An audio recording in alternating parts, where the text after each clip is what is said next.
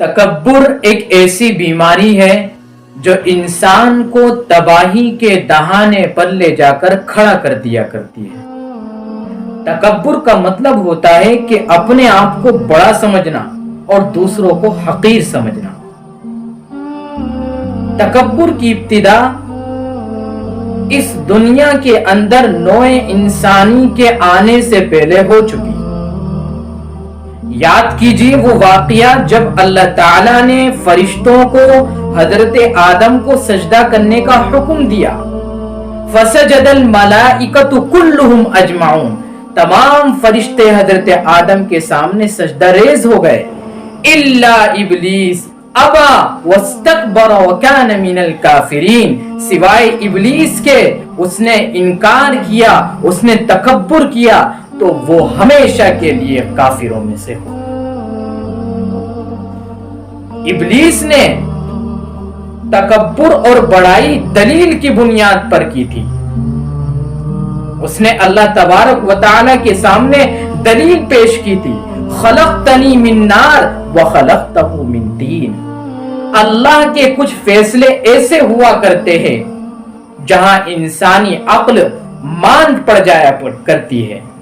انسانی عقل ان فیصلوں کو سمجھنے سے عاجز و قاصر ہو جایا کرتی ہے۔ وہاں عقل نہیں دوڑائی جاتی بلکہ اللہ کے فیصلے کے سامنے سر خم تسلیم کرنا ہوتا ہے۔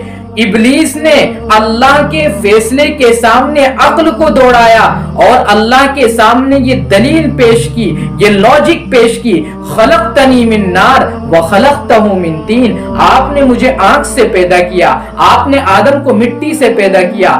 آگ کی صفت ہے اونچا ہونا، آگ مٹی کے سامنے نہیں جھک سکتی، لہذا میں آدم کو سجدہ نہیں کر سکتا۔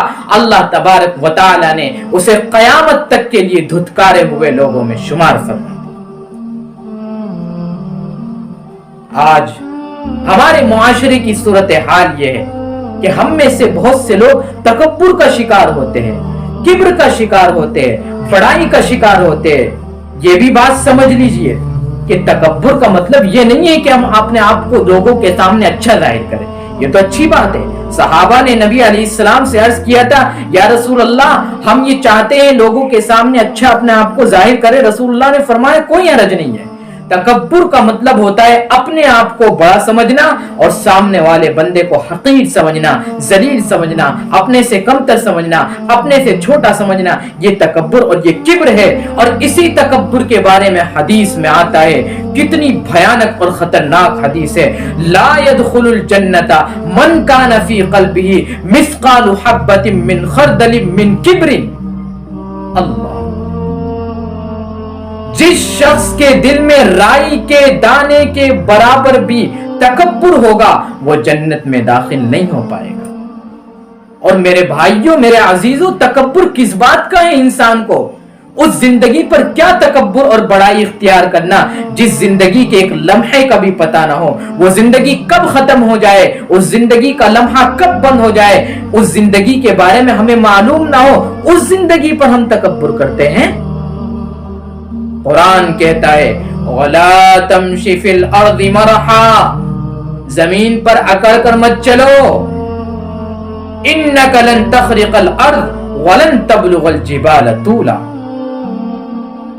تم پہاڑ کو، تم زمین کو پھاڑ نہیں سکتے اور تم پہاڑوں کی بلندی تک پہنچ نہیں سکتے، تو زمین پر اکڑ کر کیوں چلتے ہو؟ تکبر بہت بڑی بیماری ہے۔ یہ اچھے خاصے انسان کو، علم والے انسان کو، تقوی والے انسان کو اور اللہ کے سامنے سجدہ ریز ہونے والے انسان کو اگر یہ بیماری لگ جاتی ہے تو وہ اس کو جہنم کے دہانے پر لے جاتی ہے۔ اس لیے ہمیں چاہے وہ نیک کام ہو، چاہے وہ دنیاوی کام ہو، تمام کاموں میں تکبر سے بچنا چاہیے، اور خاص طور سے جو ہم نمازیں پڑھتے ہیں، نیک اعمال کرتے ہیں، ان میں کبر اور بڑائی سے بچنا چاہیے۔ شیطان دھوکے میں ڈال دیتا ہے کہ ہم تو بڑے نمازی ہیں، ہم تو بڑے پرہیزگار ہیں، اور یہ بندہ، یہ فلاں آدمی نماز نہیں پڑھتا، یہ پرہیزگار نہیں ہے۔ یہ شیطانی دھوکہ ہے، یہ تکبر ہے، یہ کبر ہے جو اللہ کو بالکل پسند نہیں ہے۔